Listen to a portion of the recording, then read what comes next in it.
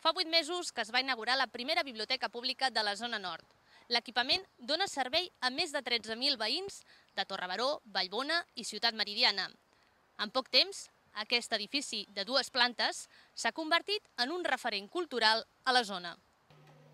Me parece muy interesante que hayan puesto aquí sí porque nos da más facilidad para los niños, es un punto de, digamos, de entretenimiento, ¿no?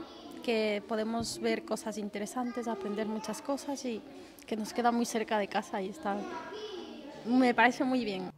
400 visites diàries i gairebé 3.000 nous carnets d'usuaris que probablement mai havien visitat una biblioteca pública. Les dades dels primers 8 mesos reflecteixen la gran acceptació del nou equipament cultural a la zona nord.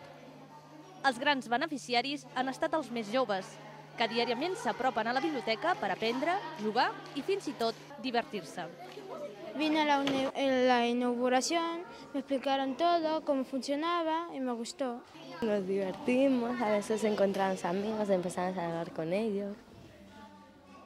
Yo porque tengo que hacer unos deberes y tengo que buscar en diccionarios si busco o tengo que hacer algo en el ordenador, lo hago. Mayormente vengo todos los días, aquí me pongo a dibujar, un rato en el ordenador, a leer y a estar con mis amigas.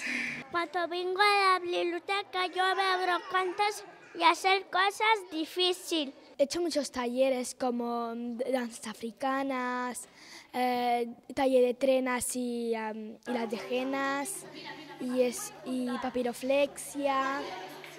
A veces cojo libros, veo películas o juegos o juego al ordenador. Altres usuaris que també gaudeixen dels serveis de la biblioteca són els immigrants. Un 45% dels veïns de la zona nord provenen d'altres països. És per això que la biblioteca ha decidit ampliar el fons d'aprenentatge d'idiomes, atenent les demandes dels usuaris. El que sí que ens hem adonat és que és una demanda. Per exemple, hi ha una comunitat pakistaní bastant creixent al territori que ens venen a demanar-nos mètodes per aprendre castellà o català que vinguin de l'anglès, cosa que és bastant difícil perquè a nivell bibliogràfic és complicat trobar material d'aquest estil. Al setembre la biblioteca estrenarà un club de lectura i posarà en funcionament un servei de préstec a domicili. 2 noves activitats que consolidaran encara més la relació entre l'equipament i els veïns.